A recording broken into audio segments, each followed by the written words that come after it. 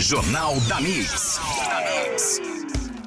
Pereira, porque teve essa licitação agora que teve que ser cancelada porque esqueceram de publicar o edital de licitação no Diário Oficial da União. Vê se pode um negócio desse. Não dá para entender, o dinheiro vinha da União, obrigatoriamente esse edital tinha que ser publicado no Diário Oficial da União. Isso é praxe, isso é corriqueiro, isso é rotineiro, é o óbvio do óbvio do óbvio. E os caras esqueceram de publicar o negócio no Diário da União. E aí tiveram que cancelar agora a licitação para fazer uma nova. Obviamente que não vai ter muita mudança, então deve lançar rapidinho essa nova licitação, mas é mais um tempo, né, de tanto tempo que a gente está aguardando pela reforma da barragem de José Boatê, que está lá sem funcionar já há alguns anos. E ainda, fora isso, né, Pereira, tem a questão com os indígenas, que não evolui nunca, né? Tu disseste ainda há pouco aí que houve uma audiência pública essa semana lá para mostrar o plano de contingência, né?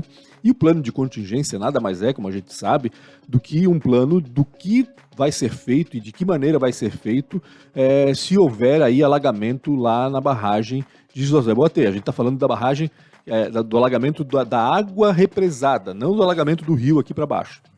Então a gente está falando do plano de contingência quando for necessário fechar as barragens, isso quando elas estiverem funcionando, obviamente, né? Quando as comportas, fechar as comportas, e aí vai alagar, né? Vai formar o lago, né? Represado, e esse lago é que invade as terras indígenas, né?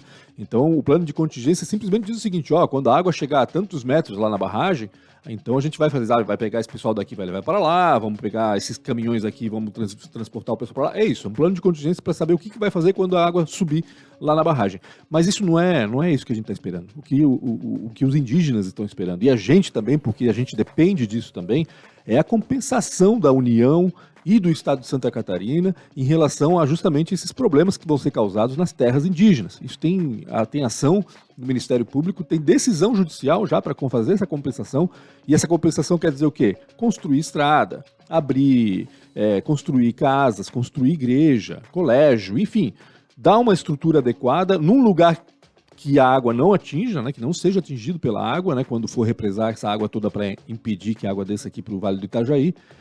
E nada mais justo, ou seja, eles estão lutando pelo óbvio, né?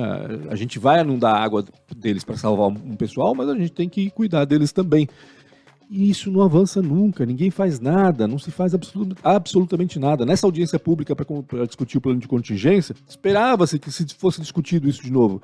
E não houve avanço nenhum. Então, cada vez mais a gente depende aí da União e do governo do Estado para fazer a coisa valer, para fazer a barragem ter a sua função prioritária, que é justamente armazenar água, impedir que a água desça aqui para a região do Vale do Itajaí, impedir enchentes maiores, né? Lógico, isso vai acontecer, como eu disse antes, vai atingir as terras dos indígenas e a gente tem que compensá-los de alguma forma. Mas enquanto não houver essa conversa, né? O cumprimento também da decisão, ou seja, de fazer essas compensações, de executar essas compensações, enquanto isso acontecer, não vai haver provavelmente nem reforma da barragem, porque os índios estão dispostos a impedir, né, a reforma da barragem se nada for feito. O que eles têm direito. Enfim, é complicado. Então, e para nós é complicado, né? A gente não está falando só de aldeia indígena, né, Pereira? A gente não está falando só das aldeias indígenas, né? Por mais que se fosse só elas, já seria suficiente. Mas a gente está falando de 1 milhão de pessoas que moram aqui a jusante, como diz, né, da barragem, abaixo da barragem, que dependem dela, né? É a maior barragem do sistema da bacia do Rio Itajaí-Açu. Uma das maiores do Brasil, né? Uma das maiores do Brasil, a maior do Brasil, se não me engano, né? A maior. E, enfim, 1 milhão de pessoas aí que dependem dessa barragem para que a enchente não atinja de forma catastrófica aí as nossas casas, as nossas empresas, a infraestrutura das cidades e tudo mais. Então, esses políticos que estão assumindo aí, principalmente, então vamos para cima, vamos fazer. Nós temos 2 agora em Brasília, Ana Paula Lima, do PT, do governo. Gilson Marques, do Novo, que são do Vale. É a chance de vocês tocar um negócio aí mais perto de Brasília, né? Estão em Brasília, né? E a Ana Paula nem se fala, que é do lado do presidente da República.